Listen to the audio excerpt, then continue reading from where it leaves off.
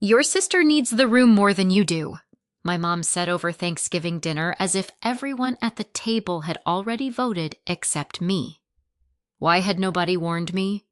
Why was my bedroom suddenly no longer mine? And why did my phone light up seconds later with a bank alert saying, "Property access change request received"? I didn't argue. I quietly walked upstairs, opened my dresser, and packed every key I owned, including the old brass key my father had once handed me with one simple warning: never give away a key until you know exactly what it unlocks. At that moment, I realized they weren't just taking my room. They were reaching for something much bigger. If you're watching from the US or anywhere else in the world, tell me your country in the comments. I'd also love to know what time it is where you're watching from.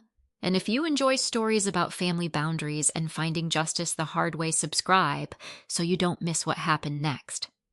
2 days before Thanksgiving, I was standing on a ladder in 40-degree weather replacing the weather stripping around my mother's front door because cold air had started leaking into the hallway. My name is Hope Carpenter. I'm 36 years old, and I work as a senior facilities manager for a commercial real estate company that oversees office buildings across several states. My job is simple to explain but difficult to master. I solve problems before they become expensive emergencies. I notice loose wiring before it sparks. I see water stains before a ceiling collapses. I read maintenance reports the way some people read novels. That habit followed me everywhere, including home, especially home. When my father, James Carpenter, passed away 3 years earlier, my mother, Elaine, insisted she could manage alone. She repeated it to every neighbor, every church friend, every cousin who offered help. "I'm fine," she'd say. "James handled everything, but I'll figure it out." She wasn't fine. 3 months after his funeral, she slipped on the basement stairs and fractured her hip. The recovery wasn't life-threatening, but it was slow. She couldn't drive. She struggled with laundry. Even carrying groceries became exhausting. I lived almost 2 hours away in Columbus at the time. I had my own apartment, a peaceful routine, friends, a short commute. Everything I had spent years building. When Mom called one evening and quietly admitted, "I don't think I can do this alone anymore," I packed 2 suitcases and moved back into my childhood bedroom. I told myself it would only be temporary. 6 months, maybe a year. It became more than 2. I never paid rent because Mom refused to accept it. Instead, I paid for everything the house desperately needed. The roof had started leaking during heavy rain. I hired Thomas Reed, one of the most respected contractors in the county, to replace the damaged sections before mold spread through the attic. Then the electrical panel failed inspection. I paid for an upgraded system because the original wiring was nearly 40 years old. The furnace limped through one winter before finally giving up. Replacing it wasn't optional. Neither was the air conditioning that died the following summer. The upstairs bathroom had hidden water damage behind the shower wall. That repair uncovered rotted framing. One project became 3. 3 became 6. Every paycheck seemed to disappear into the house. Friends occasionally asked why I didn't simply stop spending money on a property that wasn't legally mine. I always answered the same way. It's my parents' home. Dad built our family here. If Mom is safe, it's worth it. At least that's what I believed. Thomas always insisted on documenting everything. Every estimate, every receipt, every invoice. He handed me organized folders after each project.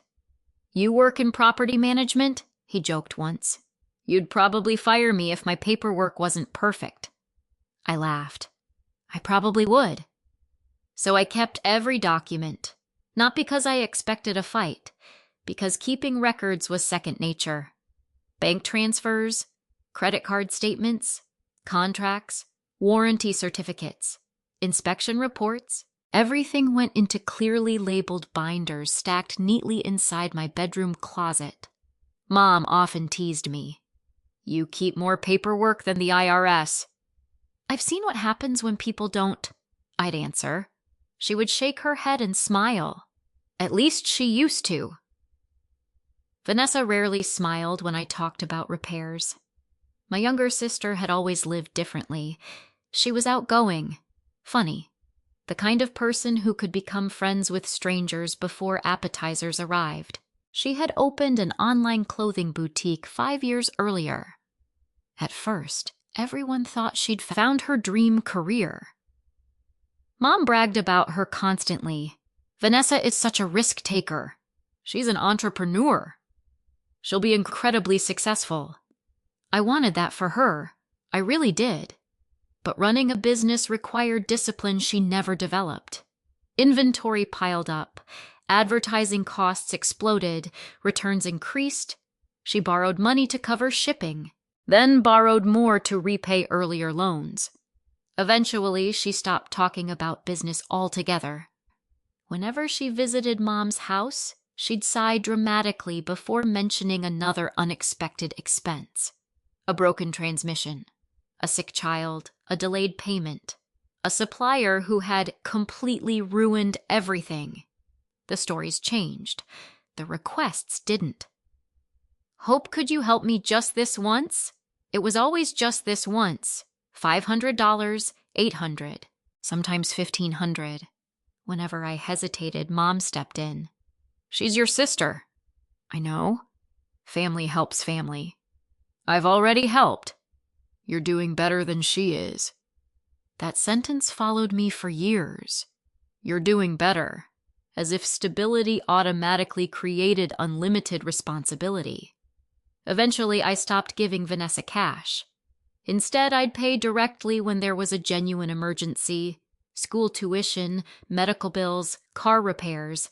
I refused to finance vacations, shopping sprees, or risky business ideas. She didn't like that. "You don't trust me." "I trust receipts," I'd say with a smile. She'd roll her eyes. "You always make everything sound like work." Maybe I did, but paperwork doesn't lie. People sometimes do. One evening, about 6 months before Thanksgiving, Mom watched me reviewing contractor invoices at the kitchen table. "You know," she said, "one day people will think you own this house." I laughed. "I don't." "You've spent enough money to." "It was never about ownership." She reached across the table and squeezed my hand. "You're a good daughter." Those words stayed with me because they felt sincere. Looking back now, I wonder whether she believed them when she said them, or whether she'd already started convincing herself that everything I'd invested belonged to the family instead of me. The week before Thanksgiving, I finished organizing the newest repair records into another binder. Roof, electrical, HVAC, bathroom, foundation drainage. Nearly every major improvement over the last 2 years had one thing in common: my name was on every payment. I slid the binder onto the shelf beside the others and closed the closet door.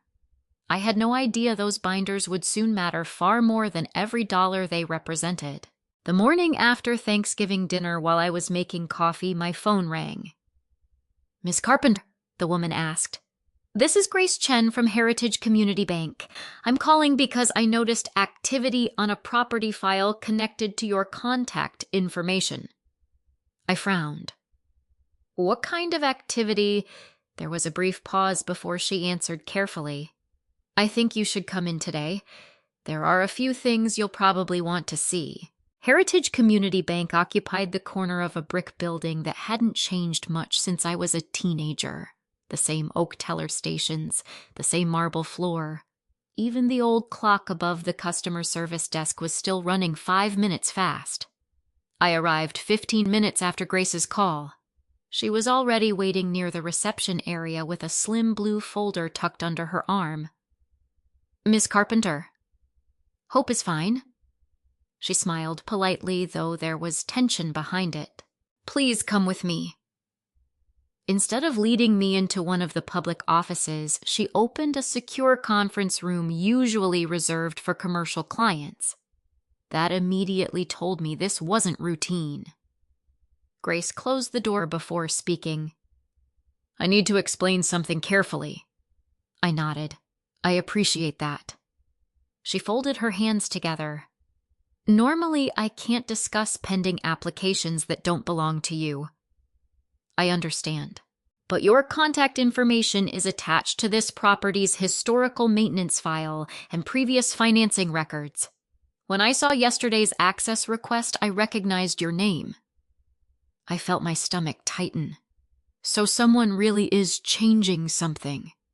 She chose her next words with obvious care. Someone has submitted documentation related to a new home equity loan. Not a mortgage.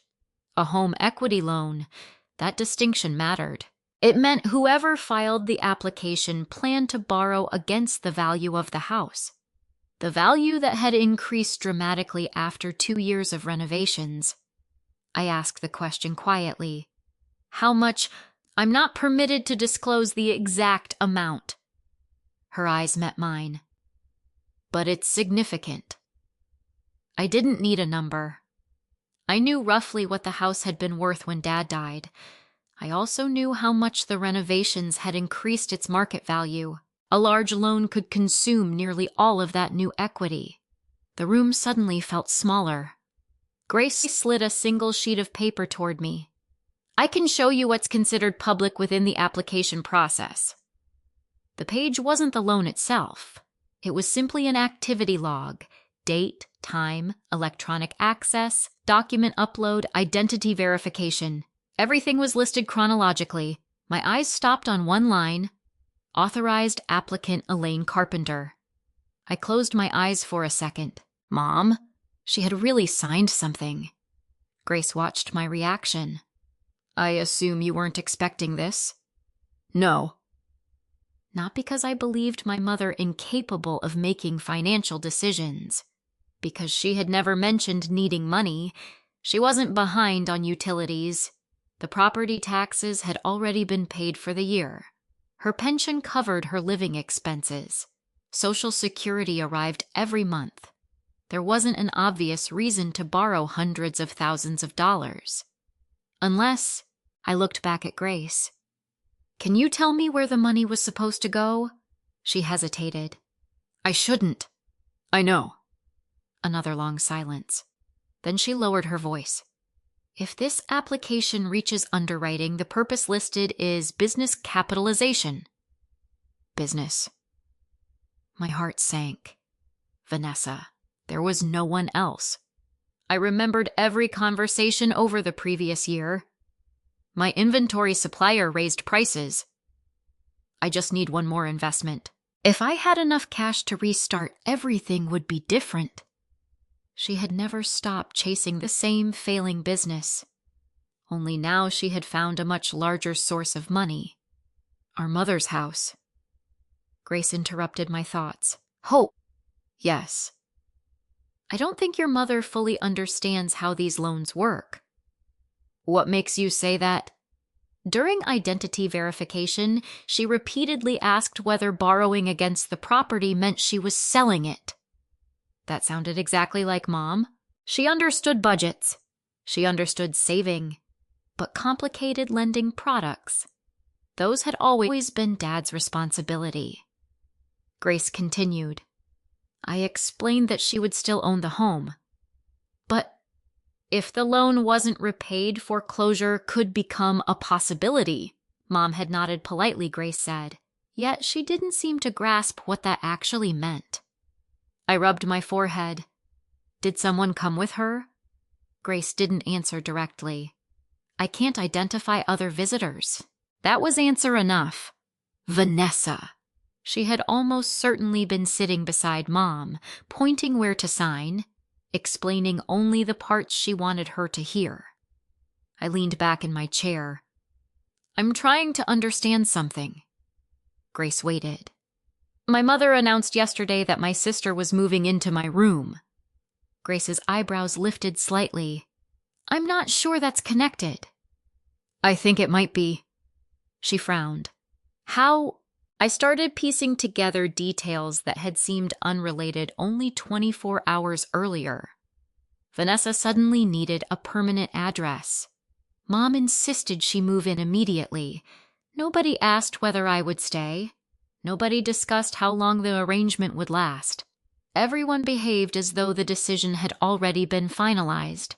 It wasn't about a bedroom. It was about establishing residency. If Vanessa officially lived there, if the bank believed she operated her business from there, if loan documents required proof of occupancy. The room became much quieter. Grace spoke first. I can't speculate. I know, but I can. I wasn't accusing anyone of fraud. Not yet. I was simply following the pattern. At work, patterns mattered. Equipment failures rarely happened without warning. Neither did financial disasters. There were always small signs first. Ignored invoices, missed inspections, delayed maintenance.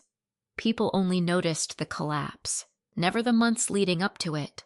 Grace reached into the folder again. There's one more thing. She handed me another document. This one contained no financial information, only digital activity, document uploads, identity verification, electronic signatures. The final upload had occurred less than 2 hours after Thanksgiving dinner. I stared at the timestamp. While I was upstairs packing my belongings, someone had been finishing loan paperwork. The timing couldn't be a coincidence. My phone buzzed. A text from Mom. Hope, where are you? Vanessa wants to measure your room this afternoon. Measure it. Not clean it, not prepare it, measure it. I didn't reply. Instead, I looked at Grace. If someone wanted to stop this process before it's finalized, they'd need legal grounds. I don't have those yet. No. She paused. But if there are ownership documents, estate records, or legal agreements affecting the property, those would matter. Ownership documents, estate records, Dad. For the first time since his funeral, I remembered something he'd once told me after updating his estate plan. If you ever have questions about this house, he had said, while locking a file cabinet in his study, don't guess. Daniel Whitmore knows exactly where every document is. At the time, I hadn't paid much attention. Dad handled paperwork. I handled repairs. That division had always worked. Until now. I stood and picked up my purse. Thank you, Grace. I wish I could do more. You already did.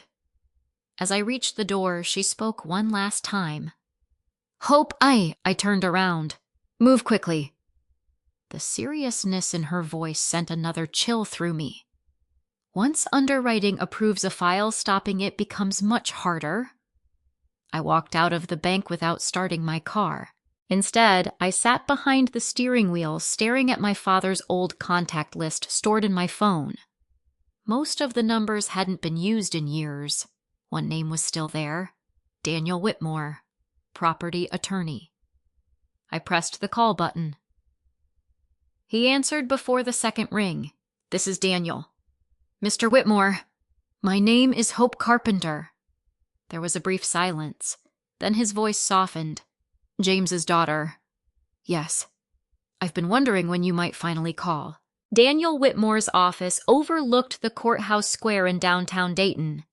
It wasn't modern or impressive by corporate standards, but it carried the quiet confidence of a place where important decisions had been made for decades. The walls were lined with bound law books that looked as though they had actually been read. Framed photographs of courthouse dedications and community events hung between shelves filled with neatly labeled estate files. When I stepped inside, Daniel stood from behind his desk before I even introduced myself. You have your father's eyes, he said. It wasn't meant as a compliment. It sounded more like an observation he'd been waiting years to make. He shook my hand warmly.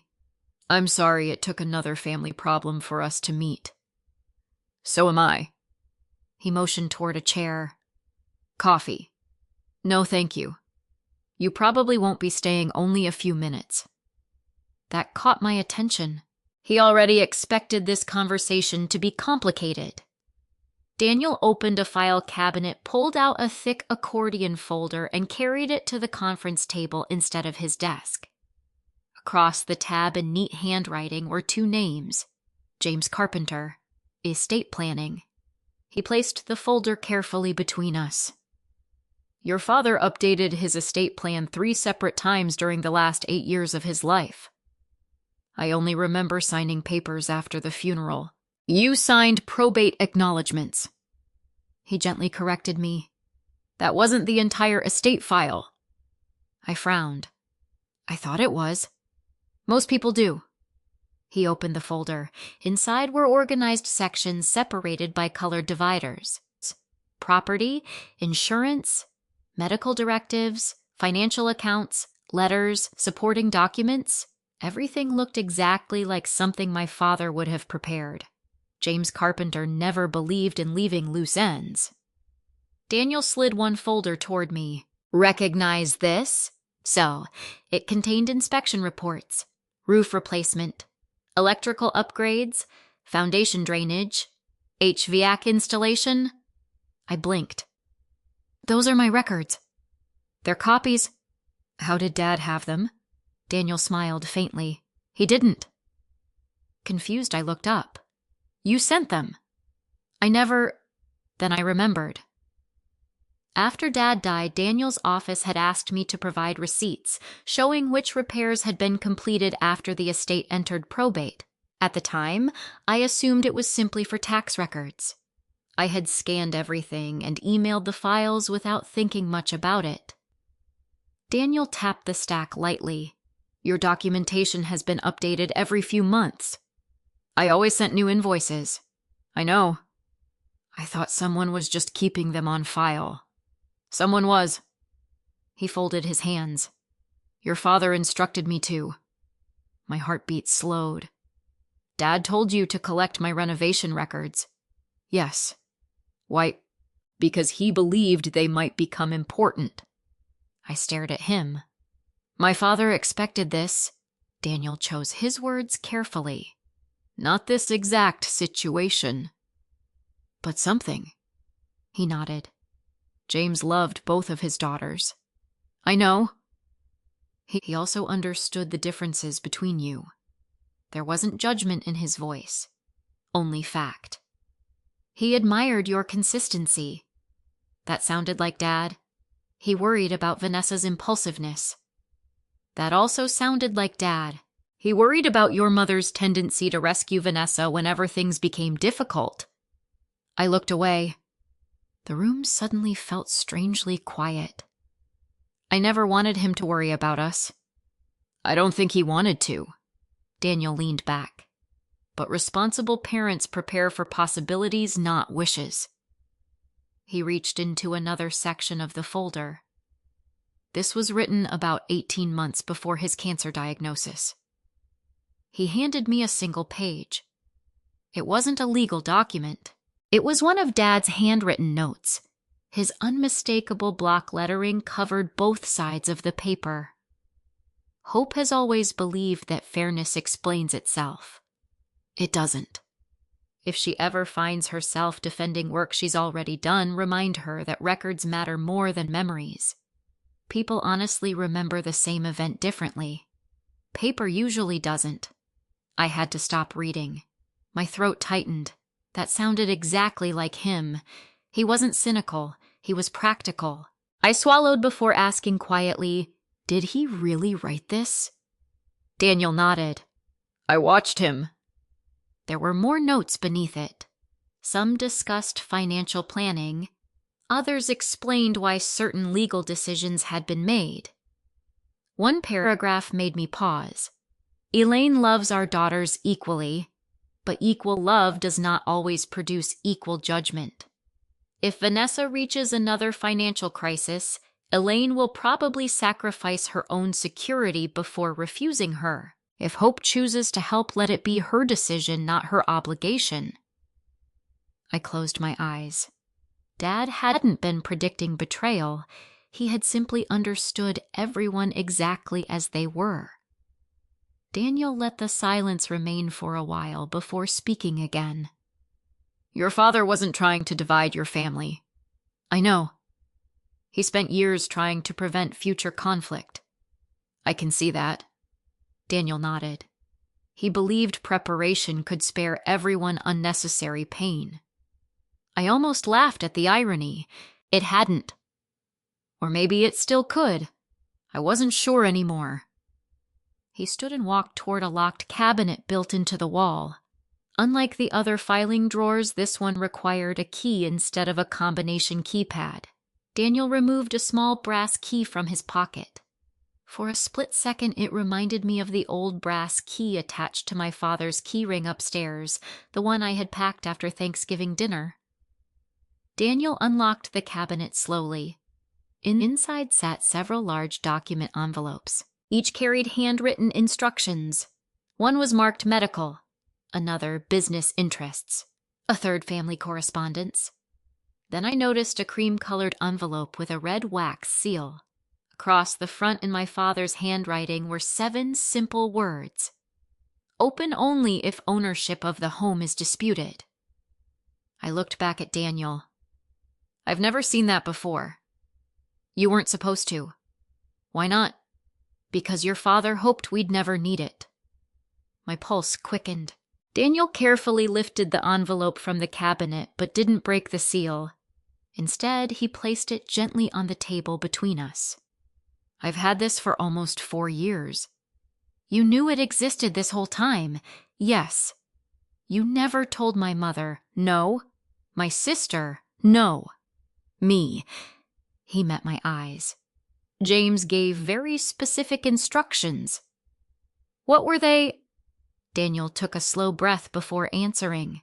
"I was only authorized to open this if someone attempted to change ownership, encumber the property in a way that threatened the estate, or if a serious dispute arose regarding the home's future." The words echoed inside my head. Change ownership, threaten the property, serious dispute. Every condition suddenly felt dangerously close to becoming reality. I stared at the sealed envelope. "So, we're there now." Daniel rested one hand on top of it. "I believe we are." He reached into his suit pocket, removed a small letter opener, and positioned its polished blade beneath the edge of the wax seal. Then he looked at me one final time. "Hope. Whatever is inside this envelope has remained untouched since the day your father sealed it." He carefully broke the wax. The wax seal cracked with a soft snap.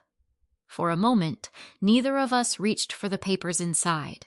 Daniel let the silence settle over the room before carefully unfolding the first document. It was printed on heavy cream-colored paper with the signature page folded inward. He adjusted his glasses. "I think we should read this together." I nodded. My hands were steadier than I expected. Maybe years of solving emergencies at work had trained me to stay calm until I understood the facts. Daniel began reading. "Purchase option agreement." I frowned. "I've heard the term before." "You probably have. It's common in commercial real estate." He slid the document toward me. "In simple terms, your father created a legally binding option. It gave someone the right, not the obligation, to purchase this property under specific conditions." I scanned the first page. The purchaser's name appeared halfway down. "Hope Carpenter." I stopped breathing for a second. "My name?" "Yes." I looked up at Daniel. "I don't understand." "Keep reading." The agreement had been signed nearly 4 years earlier. James Carpenter, Elaine Carpenter, 2 witnesses, a notary. Everything had been executed correctly. I continued reading until I reached the section titled Conditions Precedent. My eyes moved more slowly now. The option could only be exercised if several requirements had all been satisfied. The first required me to personally fund major maintenance or capital improvements to the property for at least 24 consecutive months after my father's death. I almost laughed. I had done exactly that. The second required complete documentation of those expenditures. Every invoice, every receipt, every contractor agreement, every payment. Again, I had done exactly that, without knowing why. The third required that the improvements substantially preserve or increase the property's value. Thomas Reed's inspection reports documented every completed project. Daniel quietly said, "That's why I kept asking you to send copies." I looked back at the document. "You were making sure the record stayed complete." "I was making sure your father's instructions were followed." The next page explained the purchase price. I blinked twice to make sure I wasn't misunderstanding it. The amount wasn't based on the future market value. It had been fixed years earlier. A symbolic price. Just enough to satisfy legal requirements. Far below what the house was worth today. I slowly lowered the papers. Why would Dad do this? Daniel reached into the envelope again. Because this wasn't the important part. He removed a handwritten letter. The envelope carried my name. For Hope. Dad's handwriting immediately transported me back 20 years. Birthday cards, notes in my lunchbox, the labels on fishing equipment in the garage. Every letter looked the same. I unfolded it carefully. If you're reading this, something has happened that I hoped never would. That first sentence alone made my chest tighten. Your mother is a good woman. Don't let anyone convince you otherwise. She loves deeply, sometimes so deeply that she cannot recognize when compassion becomes permission. I stopped again. Daniel quietly looked out the window, giving me privacy. I continued reading. Vanessa has a generous heart. She also believes another opportunity will always solve the last mistake. I have tried to teach her otherwise. Maybe life will succeed where I couldn't. I smiled sadly. Dad never spoke cruelly about anyone. Even here, he wasn't criticizing. He was simply describing people honestly. The next paragraph explained everything. Hope if you have spent years protecting this house after I'm gone, then part of your own life has become built into these walls. No one, not even family, should be able to use your sacrifice without your consent. This agreement is not a reward. It is protection. Protection from what? The answer came immediately. I do not expect your mother to act with bad intentions.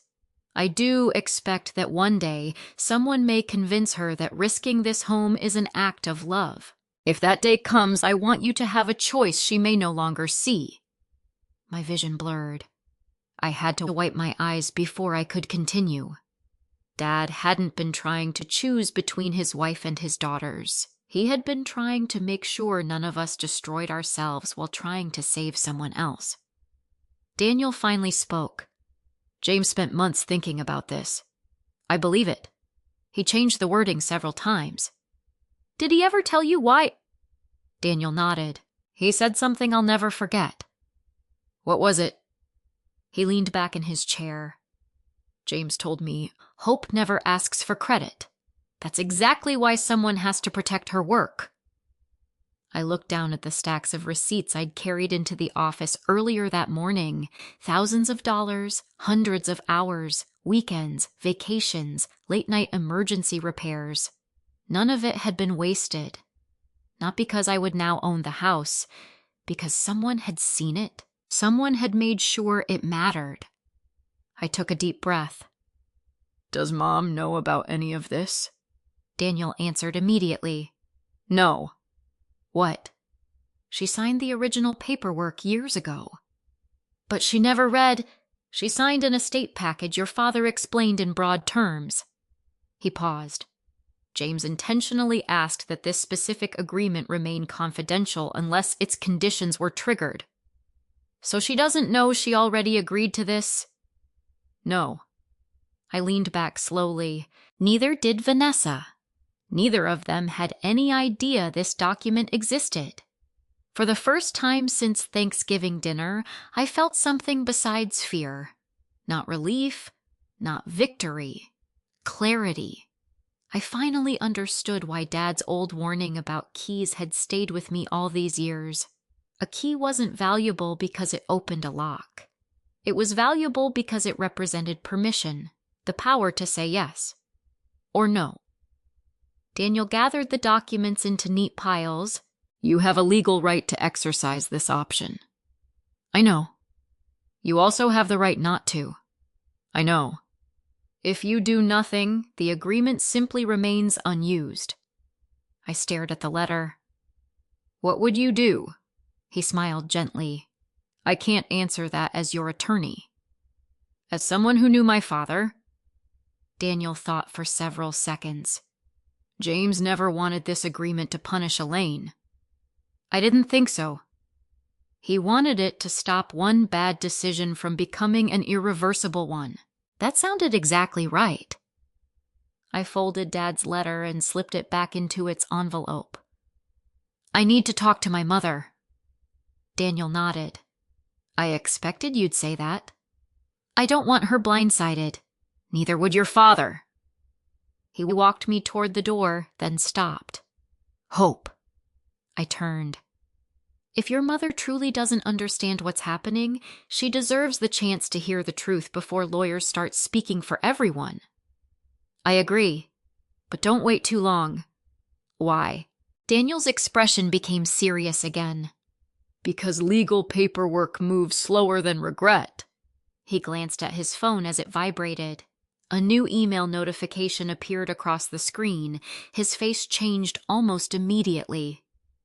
What is it? I asked. Daniel looked back at me. The bank just sent a routine legal notice. He swallowed once before continuing. They've scheduled the preliminary underwriting review for tomorrow morning. I drove straight to my mother's house instead of going home. The entire drive I kept replaying my father's letter. He hadn't written a single sentence fueled by anger. He hadn't predicted betrayal. He hadn't even assumed the worst about my mother. He had simply accepted something that I had spent years refusing to see. Love wasn't always enough to protect people from making terrible decisions. Sometimes love made those decisions easier. By the time I pulled into the driveway, Vanessa's SUV was already there. The trunk was open. Several storage bins sat on the porch. She wasn't just talking about moving in. She was preparing to do it. I took a deep breath before walking inside. Mom was in the kitchen making chicken soup. Vanessa sat at the dining table with her laptop open. Both of them looked up when I entered. There you are, Mom said with obvious relief. I was beginning to worry. Vanessa smiled, though it didn't reach her eyes. We've been measuring the upstairs. I noticed. No one spoke for a few seconds. Finally, I set my purse on the counter. Can we talk? Mom nodded immediately. Of course. Vanessa started to stand. I'll give you two some privacy. No, I said calmly. I'd rather everyone stay. She slowly sat back down. I pulled 3 documents from my folder. The bank activity log, the property access notice, the public filing summary Grace had been allowed to print. I placed them on the table. Mom frowned. What are these? A home equity loan application. Her expression changed instantly. Oh! She looked toward Vanessa, then back at me. I was going to explain. When... Mom looked embarrassed. After Thanksgiving. After I gave up my room. It wasn't about your room. I know. Vanessa crossed her arms. This is getting blown way out of proportion. I ignored her. I kept looking at Mom. Can you explain the loan to me? She hesitated. It's just temporary. What is the money? How much money? She looked down. I don't know the exact amount. That answer hurt more than I expected. You signed documents without knowing how much you were borrowing, Vanessa interrupted. Mom doesn't need to memorize numbers. I turned toward her. No, but she should understand what she's signing. Vanessa leaned forward. I explained everything. You explained enough to get signatures. Her jaw tightened. Mom raised both hands. Please. The room fell quiet again. I softened my voice.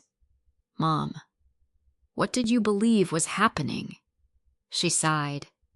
Vanessa said the business could recover if she had one real chance.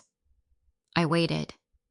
She said the bank wouldn't approve anything unless there was collateral. The house. Mom nodded. She promised she'd repay every penny. Vanessa immediately added, I fully intend to. I looked at her. With what income? My new inventory strategy. You don't have inventory. I'm working on suppliers. You don't have contracts. I will. You don't have purchase orders. I'm negotiating. Every answer depended on something that hadn't happened yet. Years of managing construction projects had taught me one rule. Hope is not a financing plan. Mom looked between us nervously.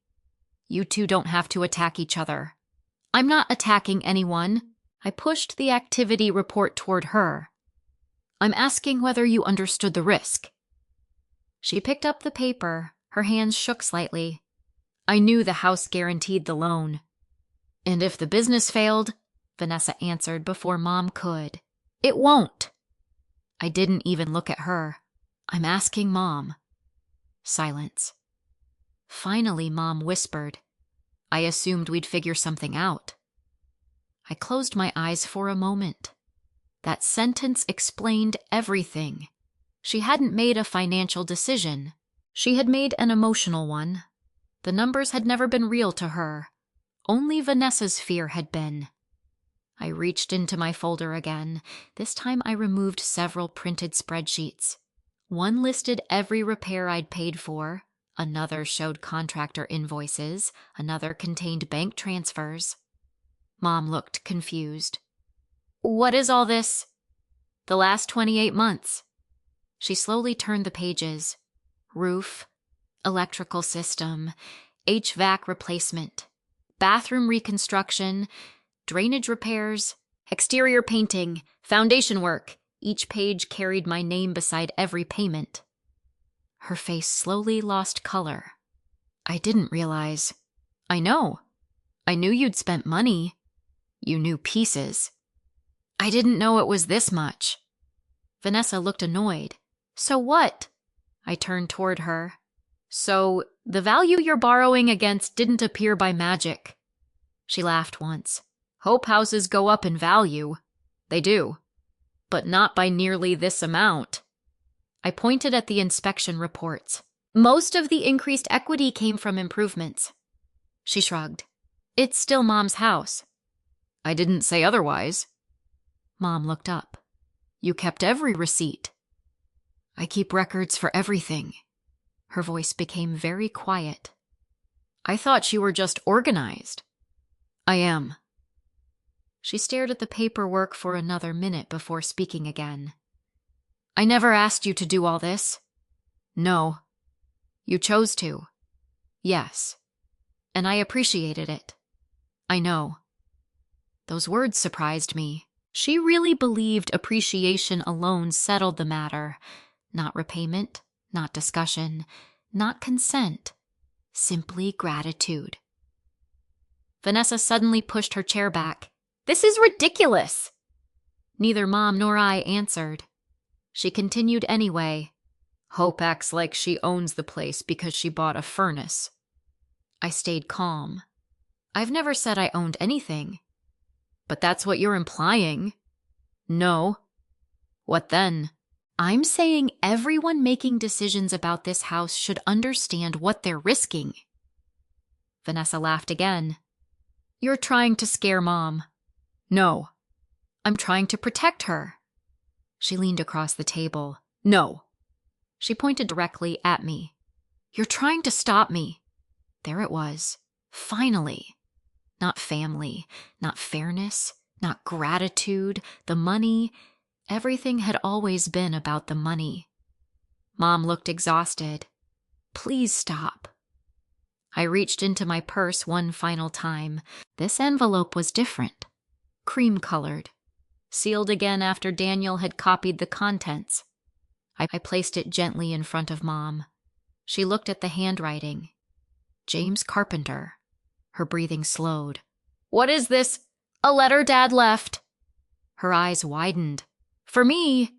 For all of us." Vanessa immediately reached toward it. Mom instinctively pulled it closer. "Let me see." "No." Mom surprised both of us. She held the envelope against her chest. "I want to read it first." For the first time that afternoon, Vanessa looked genuinely nervous. Maybe because my father's name still carried weight. Maybe because she realized there were parts of this story she had never known. Mom looked at me. "Can I have tonight?" I nodded. "Of course." She stood.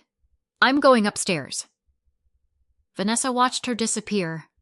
The second the bedroom door closed, she turned toward me. "What did you do?" "I gave Mom a letter." "What else?"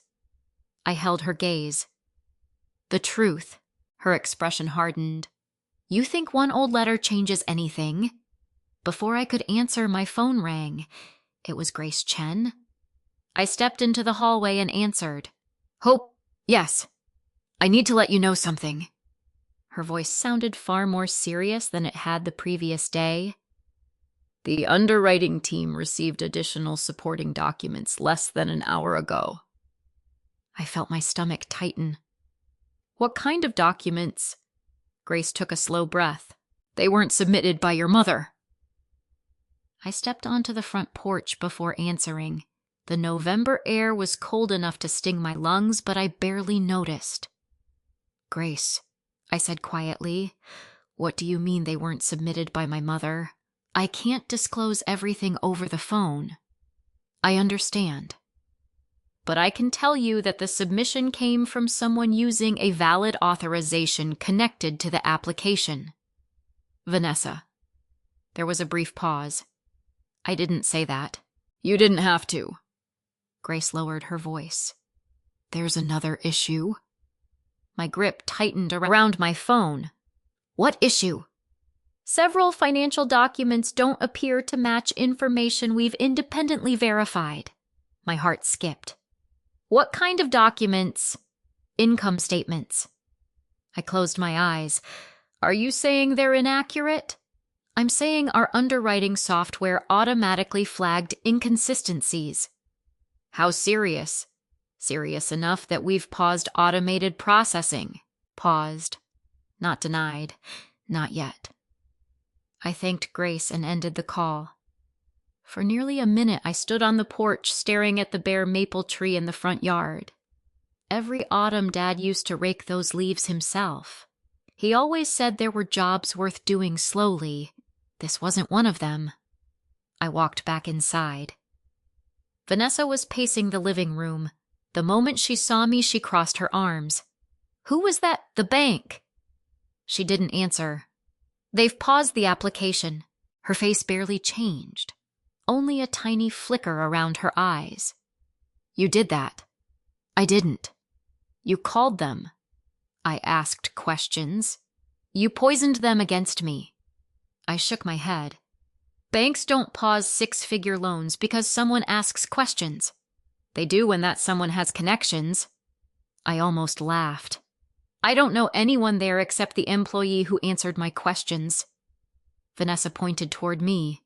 "You've always thought you were smarter than everyone else." "No. You hide behind paperwork." "I rely on facts." "Same thing." "No, Vanessa." I kept my voice calm. "They're completely different."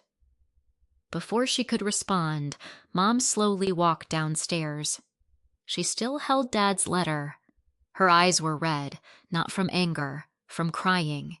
She looked older than she had that morning. "Hope!" I stood immediately. "Are you okay?" She nodded weakly.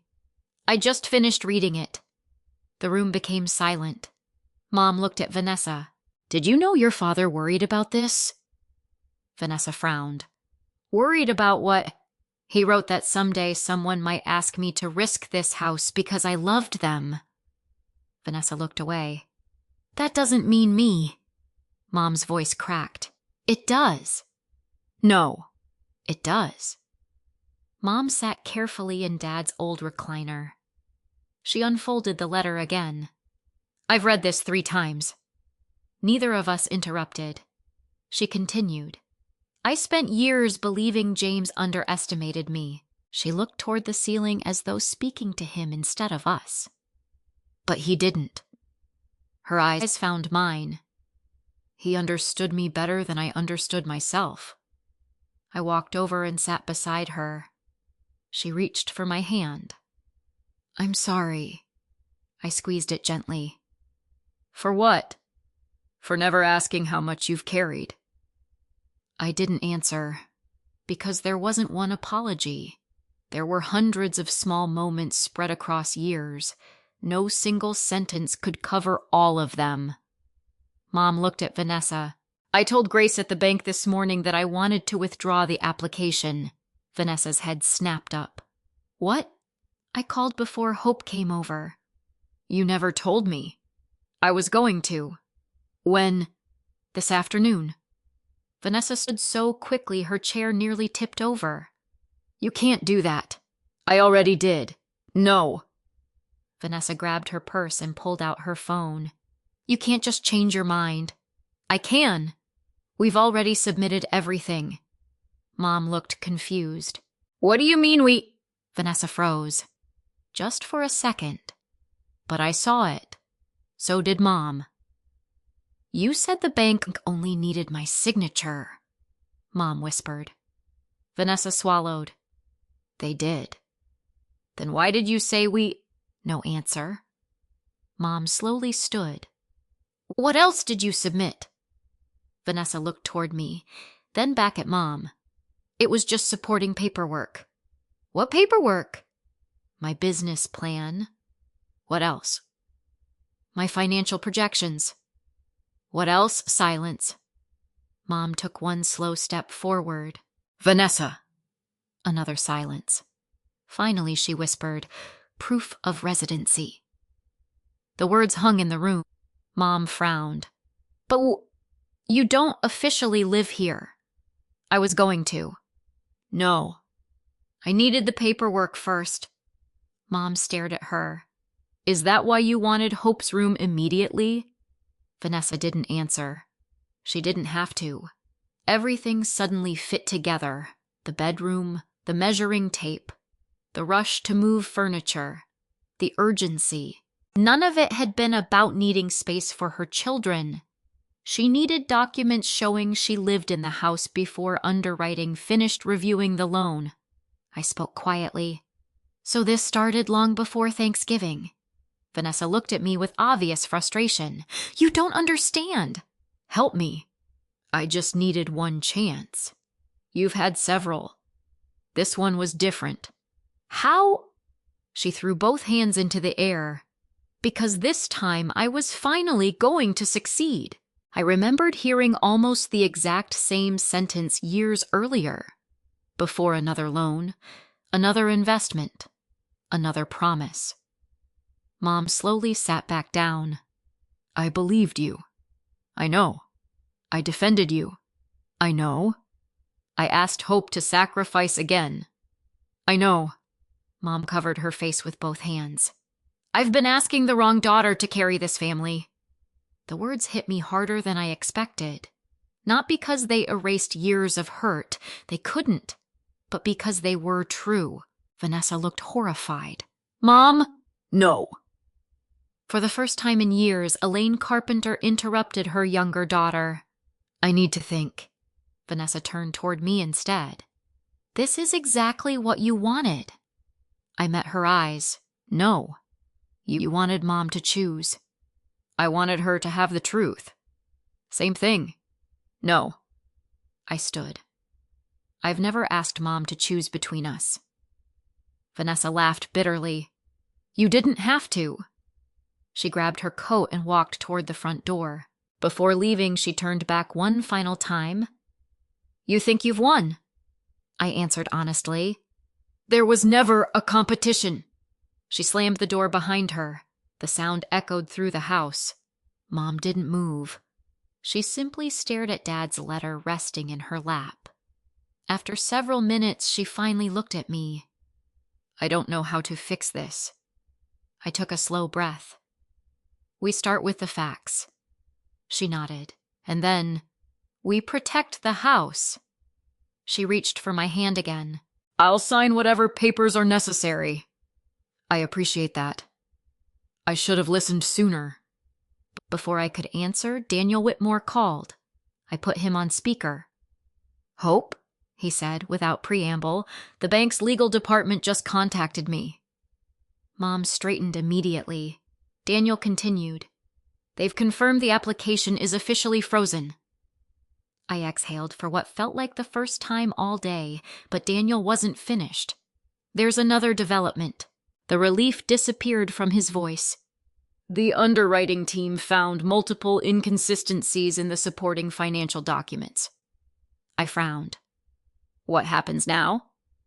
The bank has opened a formal fraud review. The room fell completely silent. Then Daniel added one sentence none of us had expected. And based on what they've found so far, they don't believe your mother prepared those documents. The word fraud lingered in the room long after Daniel ended the call. Mom was the first to speak. I never wanted anyone investigated. I know, I said quietly. I just wanted to help Vanessa. She looked down at Dad's letter again as though searching for another answer hidden between the lines. I thought I was giving my daughter another chance. I reached across the table. You were. She looked at me with tired eyes. But I gave the wrong daughter another burden instead. Neither of us spoke after that. There wasn't anything left to argue about, only consequences. The next morning, Daniel called again. The bank wants to meet. When? 1 o'clock. Who's attending? You.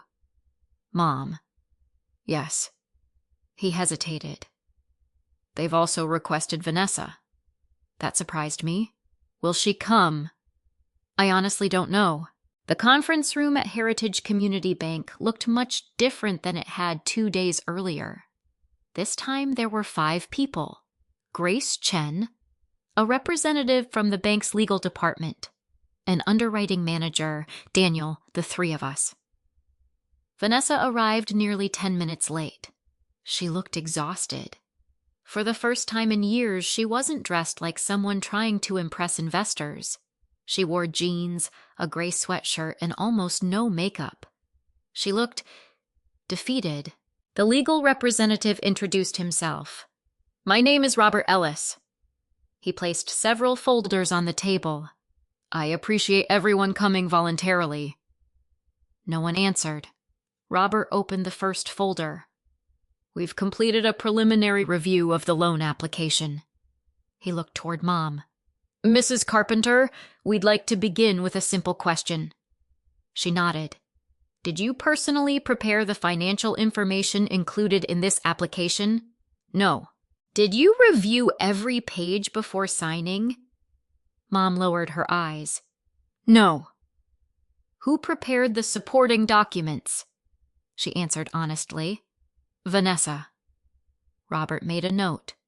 Then he turned toward Vanessa. Ms. Carpenter. She crossed her arms. I completed the paperwork. Did anyone assist you? No. Were all financial statements accurate? They were projections.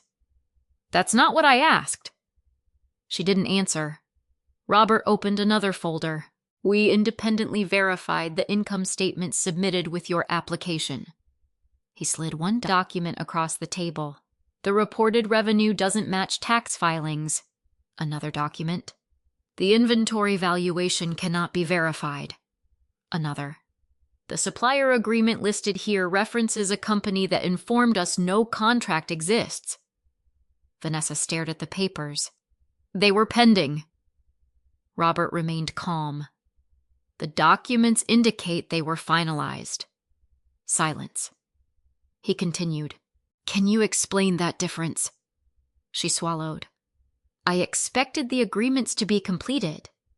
Expectation isn't documentation. No one raised their voice. Nobody accused her of being a criminal. The facts were doing all the work. Grace quietly added, "Our underwriting software also flagged inconsistent electronic signatures." Mom looked confused. "What does that mean?" Grace answered gently. "It means some documents were completed from devices that don't match previous activity associated with your banking profile." Mom frowned. "I don't understand." Daniel leaned toward her. "It means the bank believes someone else uploaded certain paperwork." She looked at Vanessa. "You told me everything had to be done together." Vanessa whispered, "I handled the online part." "But I wasn't there." "I was helping." Mom shook her head slowly. "No." The room fell silent again. Robert wasn't finished. He opened one final folder. "This document concerns residency." He placed it in front of Mom. She stared at it. "I've never seen this." Grace nodded. "We know." Mom looked closer. The address was correct. The date was correct. The declaration stated that Vanessa was already living full-time in the home. Mom looked up immediately. "But she wasn't." "No. I never signed this." "You didn't." Vanessa finally spoke. "I didn't forge anything," Robert answered evenly. "We're not discussing criminal intent today. We're discussing accuracy." "I was moving in."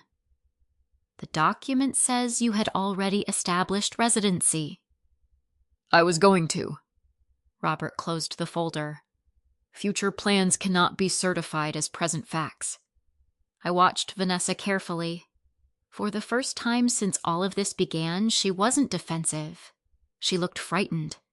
Not of me, of reality. After several minutes, she spoke again, very quietly. "I thought if the loan went through—" She stopped. Mom waited. "I could fix everything." "What everything?" Mom asked. Vanessa covered her face. "The business."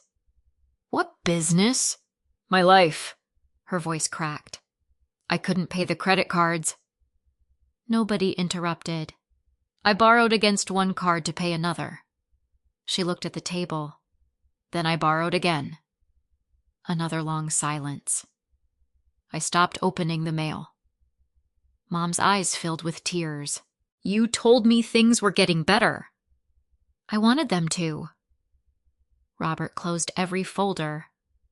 "I don't believe continuing this meeting serves any additional purpose." He looked toward Mom. "The loan application is officially withdrawn." Mom nodded. "I understand." He turned toward Vanessa. "Our investigation will focus only on whether bank policies were violated." She whispered, "Am I going to jail? No one here is making that determination." He chose his words carefully. "But full cooperation generally matters." Vanessa nodded without looking up. Outside the bank, none of us walked toward our cars. The three of us simply stood on the sidewalk. Cars passed. People hurried by carrying coffee and grocery bags. The world looked exactly the same. Our family didn't. Mom finally turned toward Vanessa. "I need to ask you one question." Vanessa wiped her eyes. "Okay."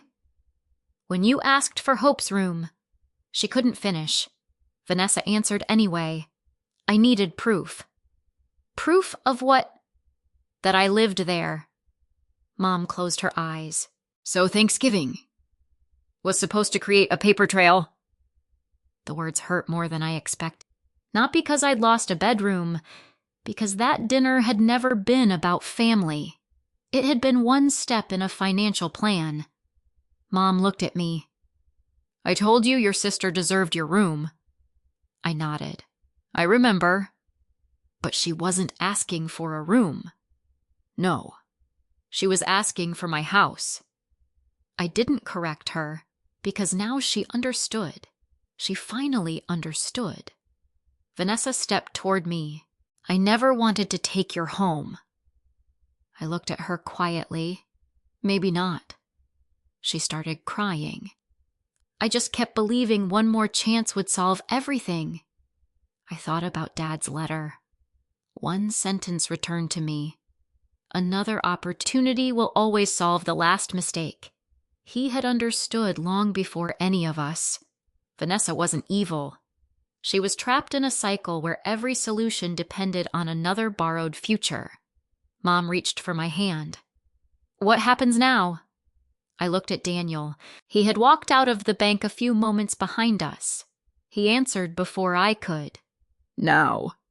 He held up the purchase option agreement. Hope decides whether she wants to exercise the legal right her father left her. The decision I'd spent days avoiding was finally standing in front of me. I barely slept that night. Not because I didn't know what the law allowed me to do. I knew. Daniel had explained every clause of the purchase option agreement twice. I had read it myself 3 more times after getting home. Legally, I could exercise the option. The paperwork was valid. The conditions had been met. The deadline had not expired. There was no question about any of that. The real question was whether I wanted to. I kept thinking about my father. He had never intended this document to become a weapon. He had called it protection. There was a difference. A weapon is meant to hurt someone. Protection is meant to stop more damage from happening. Around 7 the next morning, my mother knocked softly on my bedroom door. "Hope, come in." She walked inside carrying 2 mugs of coffee, just like Dad used to. For a moment, neither of us spoke. She handed me 1 mug before sitting on the edge of the bed. I didn't sleep either. I figured. She looked around the room. My childhood room. The room she had quietly given away only a few days earlier. "I've been thinking about Thanksgiving." "So have I." "I owe you an apology." I smiled sadly. "You already apologized." "No." She shook her head. "I apologized for one decision." Her eyes filled again. "I never apologized for making you feel like this wasn't your home." I looked down at my coffee.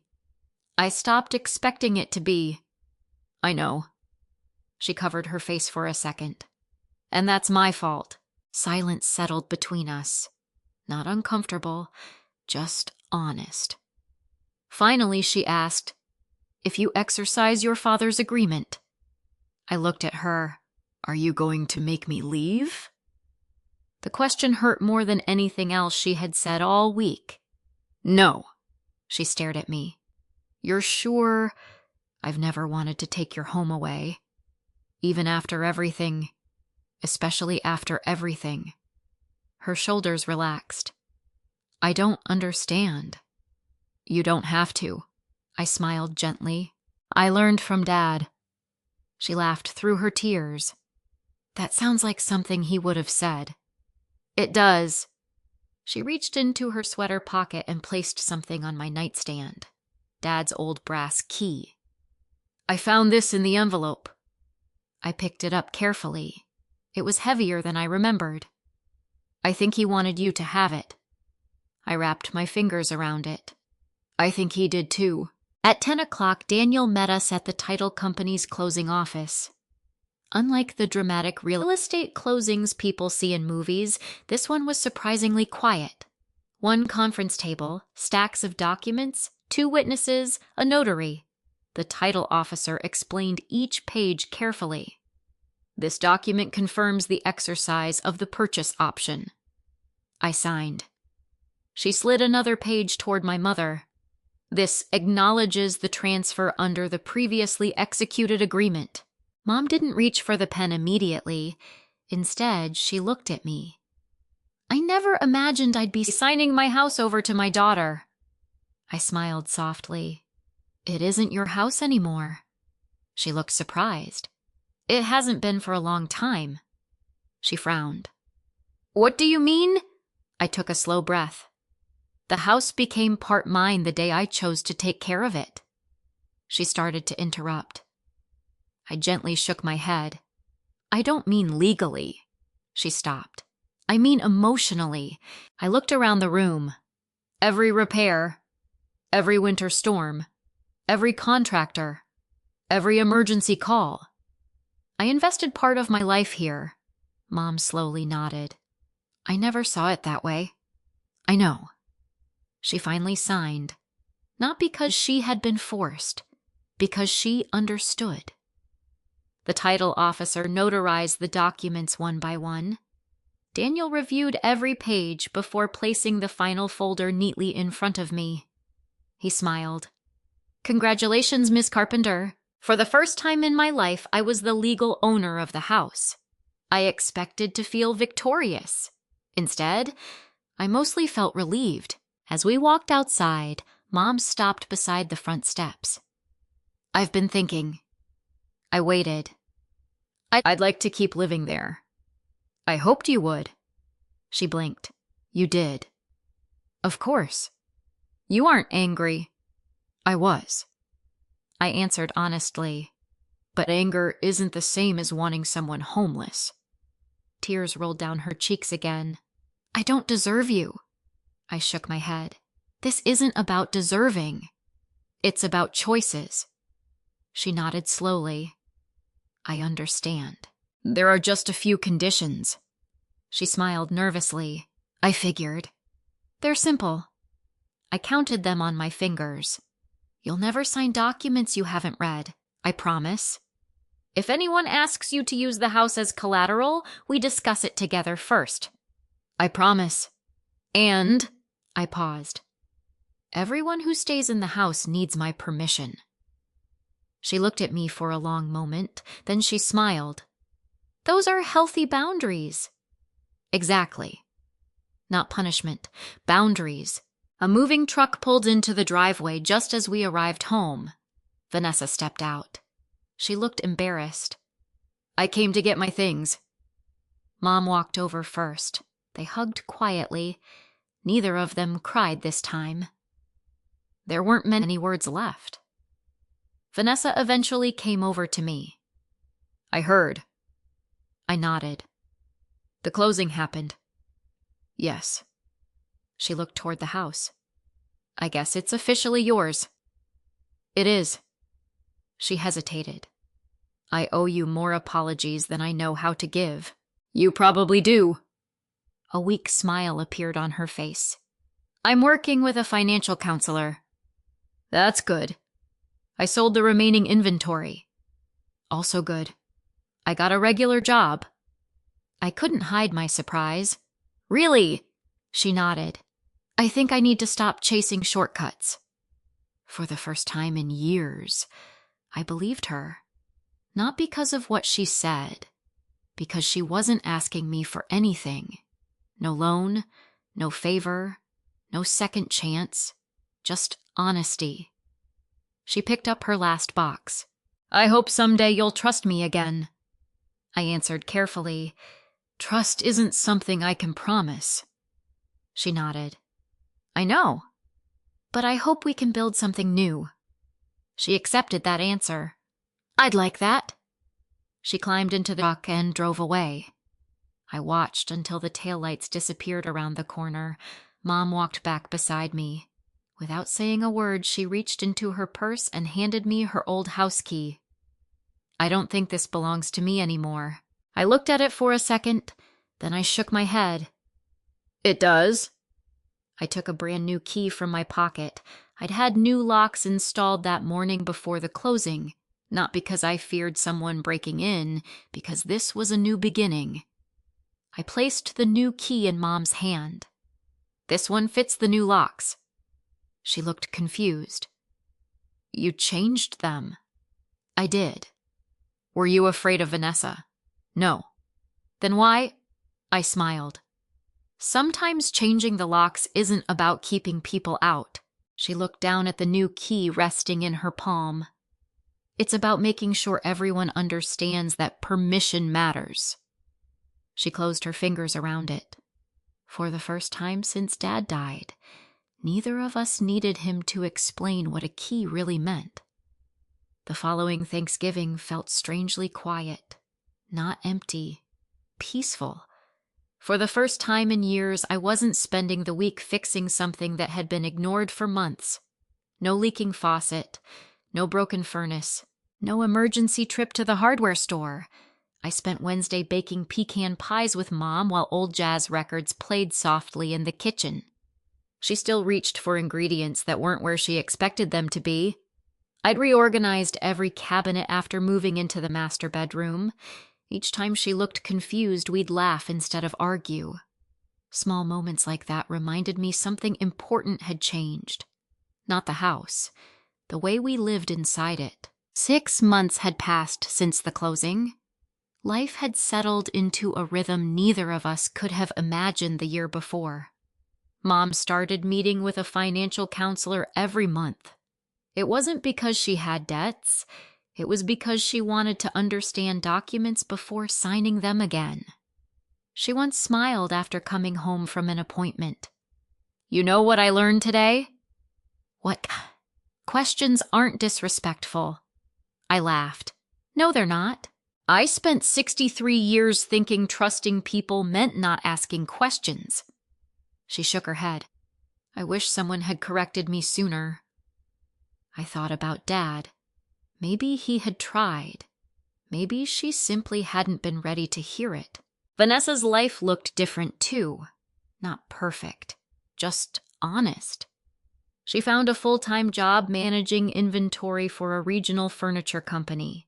Ironically, she turned out to be excellent at organizing someone else's business. The financial counselor she'd hired helped her negotiate payment plans with her creditors. She rented a small apartment across town. Nothing fancy, but everything inside belonged to her. She no longer talked about becoming rich overnight. She talked about making next month's rent. Oddly enough, that sounded healthier. Our relationship wasn't what it used to be. Neither was it broken beyond repair. We spoke occasionally, mostly about Mom, sometimes about work. Every conversation stayed comfortably short. Trust was returning one ordinary interaction at a time. Neither of us tried to rush it. The biggest surprise came from me. For years, I had believed peace meant making sure everyone else was comfortable. I confused being needed with being loved. The difference became painfully clear after Thanksgiving. At work, I noticed it first. I stopped volunteering for every impossible deadline. I delegated more. I went home on time. When contractors missed deadlines, I held them accountable instead of quietly fixing their mistakes. No one respected me less.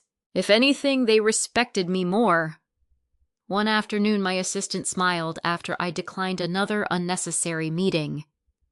"I've never seen you protect your own calendar before." I laughed. "I've never been very good at protecting anything that belonged to me." She tilted her head. "I don't think that's true." "What do you mean?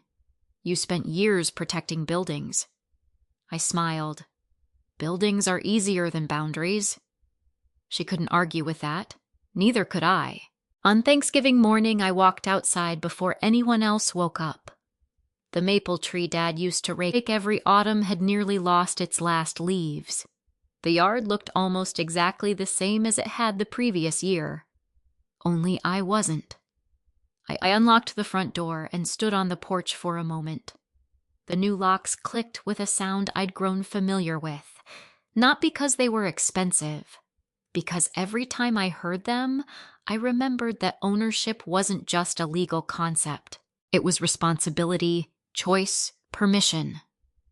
Mom joined me carrying 2 mugs of coffee. Again, just like Dad used to. She smiled. "I think he would have liked today." "I think so too." She looked at the front door. "I still reach for my old key sometimes." "I know. I stop myself." "You don't have to." She looked surprised. I shook my head. "You have a key." "I do." "You don't need permission to come home." Tears immediately filled her eyes. "I was afraid you saw me as a guest." I reached over and hugged her. "No. You don't. No." I just needed us both to understand the difference between welcome and entitlement. She nodded slowly. I do now. Around noon, the doorbell rang. Mom instinctively started walking toward it. Then she stopped. She looked at me instead. Would you like to get that? It was such a small question. One sentence, one pause, one moment of respect, yet it meant more than any apology she'd ever given me. I smiled. I'd love to. When I opened the door, Vanessa stood there holding a pumpkin pie. She looked nervous. I know I was invited. You were. I still wanted to knock. I stepped aside. I'm glad you did. She walked inside slowly, not because she had to, because she understood. The house hadn't become less welcoming. It had become more honest. After dinner, Mom disappeared upstairs for a few minutes. When she returned, she carried a small wooden box. I found something while cleaning. She handed it to me. Inside lay my father's old brass key attached to its worn leather keychain, the same one I'd packed on Thanksgiving a year earlier. Mom smiled. I think it belongs where your father wanted it. I picked it up carefully. I'll keep it. She nodded, but not because it opens a door. I looked at her. She smiled through tears. Because it reminds you never to hand over your choices. I couldn't have said it better myself. I clipped the old brass key onto my everyday keyring. Not because it unlocked anything anymore. The locks had all been replaced months ago. Its purpose had changed. Now it reminded me that every relationship needs doors. Healthy doors. Doors that can be opened with love, closed with peace, and never forced open by guilt. As everyone laughed around the dining table that evening, I realized something I hadn't understood for most of my adult life. Boundaries don't end families.